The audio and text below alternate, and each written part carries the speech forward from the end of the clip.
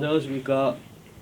자, 방문각 소방팀에서 소방학개론을 담당하고 있는 정상이라고 합니다. 만나뵙게 돼서 반갑습니다. 자, 간단하게 이제 소방 공무원을 준비하시는 수험생 여러분들 노고에 많은 이제 격려하고 박수를 보내드리고요.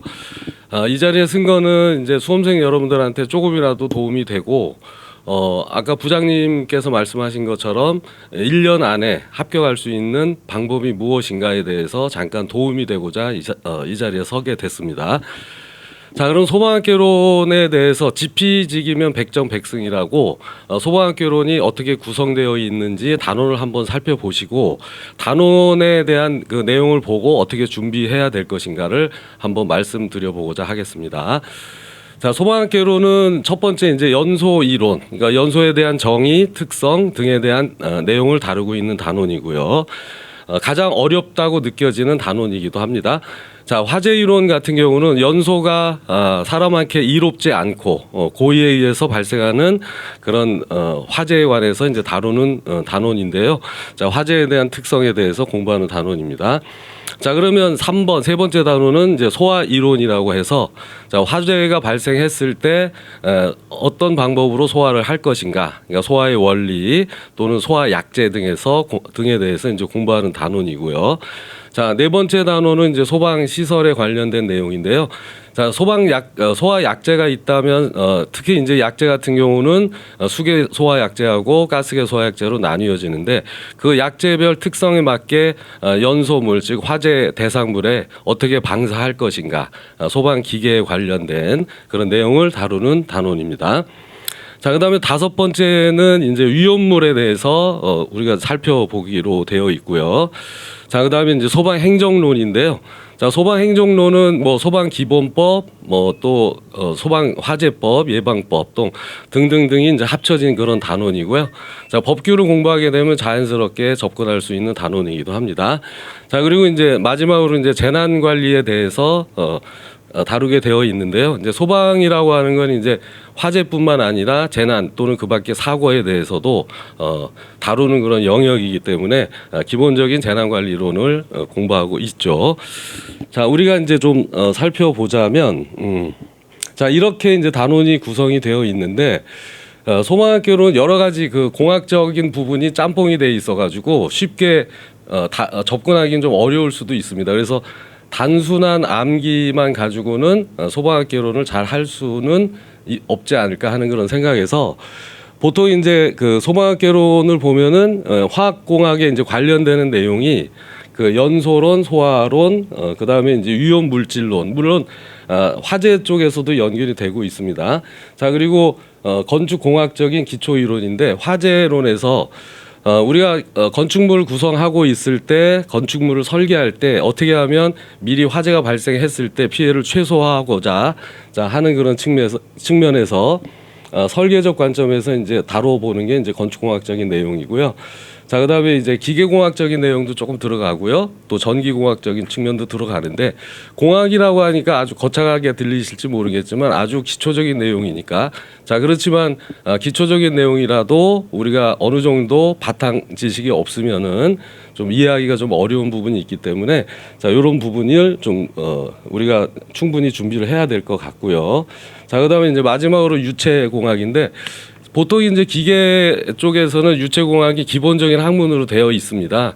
그러니까 유체라고 하는 것은 이제 아시다시피 기체나 액체 등 그러니까 흐를 수 있는 그런 물체를 고체하고는 달리 유체라고 부르고 있는데 소방학개론은 대부분이 다 유체를 다루는 학문이라고 보시면 됩니다. 왜냐하면 수계 소화약제에서 그 펌프 가압송수 장치에서 물이 송수될 때 물의 흐름이나 뭐 이런 부분, 그다음에 그 열이나 또는 온도 이런 부분이 모두가 다 유체육학에 해당되기 때문에 기본적인 내용을 숙지하지 않고서는 좀 어려운 부분이 있고요.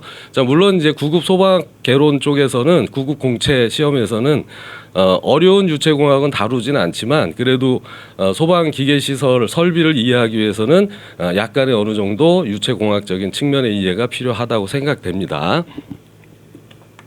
자, 그래서 이런 그 여러 가지 학문이 이제 그 좀 기초적인 것이 섞여 있다 보니까 수험생 여러분들이 공부하기는 여간 신경 쓰이는 부분이 아니고요.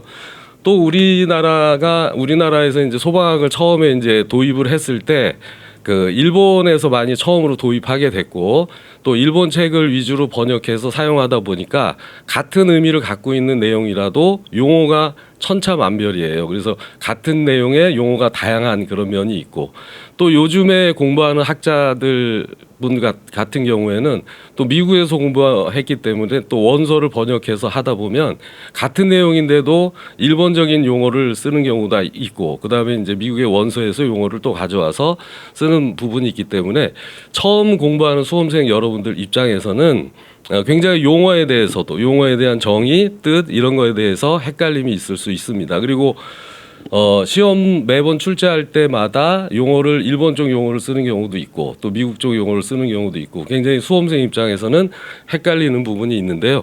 어차피 우리는 합격하는 게 목적이니까 그런 부분에 대해서도 충분히 좀 이해를 해야 될 것 같고요. 자, 그래서 소방학개론을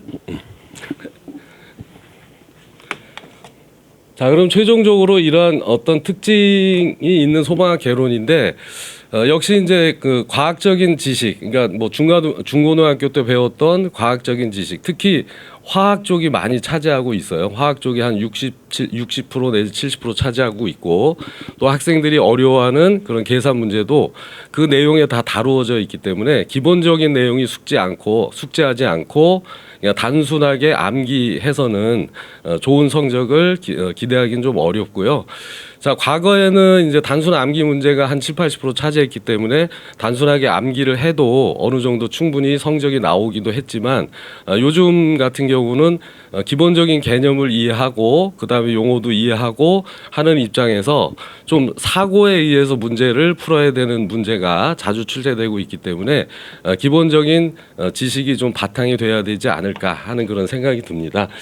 자, 대신에 소방학개론은 그래도 생각할 수 있고 또 기본적인 내용을 숙지하게 되면 사고할 수 있기 때문에 단순하게 이제 암기하는 것이 싫어하는 학생들은 오히려 소방학개론이 재미있을 수 있고요. 자, 그렇기 때문에 소방학개론 같은 경우는 많은 공부를 요구하진 않습니다. 저 같은 경우는. 그래서 수업이 있는 날은 수업을 듣고 바로 즉시 바로 한번 복습하고 그다음에 중간에 한번 1시간 이내로 공부를 하게 되면 되고요. 그리고 다음에 이제 수업 시간 전에 한 번 정도 1시간 이내로 공부하는 것만으로도 충분하게 준비할 수 있다고 생각합니다. 그리고 또 소방학개론 공부하는 과정에서 수험생 여러분들이 이제 그 소방 공무원 과목이 일단 소방학개론, 법규, 행정법이 있는데 관계법규나 행정법 같은 경우는 좀 암기해야 될 그런 사항이 많이 있죠. 그래서 그런데 이제 부담감을 갖고 있고 거기에 시간을 좀 많이 투자해야 되는데 자, 그렇다면 소방학개론에서 시간을 많이 줄여줘야 학습 시간을 많이 줄여줘야 자, 1년에 합격할 수 있는 그 시간적인 포지션이 나오고 있거든요. 근데 만약에 소방학개론도 어렵고 법규도 어렵고 행정법도 어렵고 그렇다면 그렇게 느낀다면은 한 3년 정도 준비해야 되지 않느냐. 그래서 저희 학원에서는 제가 가급적이면 여러분들한테 쉽게 이해하기 좋게 설명을 하고 반복적으로 설명을 하면서 법규나 행정법의 시간 투자를 많이 할 수 있도록 최소한의 학개론에서는 학습 분량을 많이 줄여보려고 노력을 많이 하고 있습니다. 자, 그래서 저 같은 경우는 이제 예습은 불필요하고요. 아까도 얘기한 것처럼 수업이 끝나고 나면 바로 복습이 진행돼야 되고 1시간 이내로만 하면 됩니다. 그리고 중간에 한 번 정도 1시간 복습을 하시고요. 그다음에 수업 전에 1시간 정도 복습하시면 될 것 같습니다. 그러니까 일주일에 3시간 정도만 할애하시면 그리고 한 3회 동안 수업을 같이 참여한다면 최소한의 고득점을 보장할 수 있다고 자신감 있게 말씀드릴 수 있고요. 자, 그래서 잠깐 유명한 그 교육학자죠. 에빙하우스의 그 망각 곡선에 대해서 이제 잠시 설명을 좀 드리면 우리가 학습 후에는 한 10분이 지나면 바로 망각이 시작이 돼가지고 공부한 내용에 이제 한 20% 또 벌써 없어지고 그다음에 1시간이 지나면 뭐 60%가 또 사라지고 또 하루가 지나면 70%, 한 달이 지나면 80% 정도 사라진다고 합니다. 그렇기 때문에 우리가 이제 수업을 듣고 나서 이렇게 장기 기억화해야 되기 때문에 바로바로 복습을 해줘야 되는 그런 상황입니다. 그래서 이런 부분을 좀 숙지하고 모든 공부가 그렇듯이 반복 학습이 최우선이 돼야 되겠죠. 그리고 또 우리가 암기하는 데 있어서 이해를 바탕으로 한 암기면 오래 지식을 갖고 갈 수 있지만 그렇지 않고 단순하게 아무 생각이 없는 단순한 암기는 금방 사라지게 되겠죠. 그리고 문제가 복합적으로 나오기 때문에 사고할 수 있는 바탕이 형성이 되지 않으면 고득점을 맞기는 좀 어렵다고 볼 수 있습니다. 자, 이거는 참고적으로 제가 말씀드리면 제가 말씀드린 건 아니고 뇌과학자가 우리가 갖고 있는 뇌 구조에 대해서 설명하는 걸 제가 들어볼 기회가 있었는데 많이 공감이 돼서 여러분들한테 다 한번 소개를 드려볼까 하는데요. 자, 우리나라 이제 뇌 구조가 심층적으로 일단 세 단계로 나뉘어진다고 합니다. 처음에는 우리가 현재적으로 현재 의식, 그러니까 언제든지 상황을 대처하고 인식하고 판단할 수 있는 현재 의식 단계가 있고요. 그 다음에 이제 전 의식 단계가 있다고 하고, 그 다음에 잠재 의식 단계가 있다고 합니다. 그러니까 보통 여러분들이 이제 수험 준비를 하는 동안에 세 과목에 대해서 이제 공부를 할 텐데요.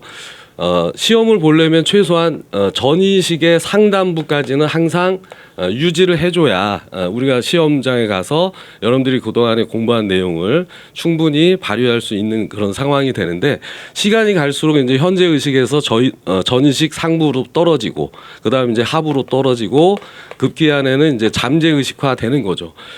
사람의 뇌라고 하는 것은 한 번 공부하는 것은 절대로 잊어먹지 않는다고 합니다. 다만 어떤 공부한 학습된 내용이 잠재 의식화가 되면은 문제가 나왔을 때 바로바로 활용할 수 없기 때문에 자, 이런 부분이 들어가지 않도록 자꾸 복습을 해줘야 된다라고 하는 게 이제 뇌과학자의 설명이었습니다.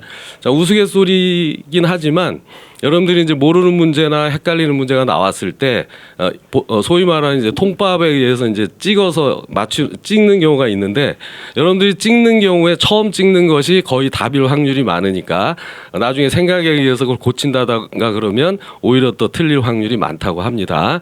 참고로 알아두셨으면 좋겠고요. 자, 아무튼 소방학계로는 여러 가지 공학이 짬뽕이 되어 있는 거라서 기본적인 기초과학이 되지 않으면 완벽하게 자기가 이해를 할 수가 없고 그런 부분이 있어서 충분히 이해를 통해서 자연스러운 기억이 될 수 있도록 수업을 이끌어 나가도록 하겠습니다. 아무튼 수험생 여러분들의 많은 격려를 드리고 또 내년에 좋은 결과가 있기를 바라겠습니다. 고맙습니다.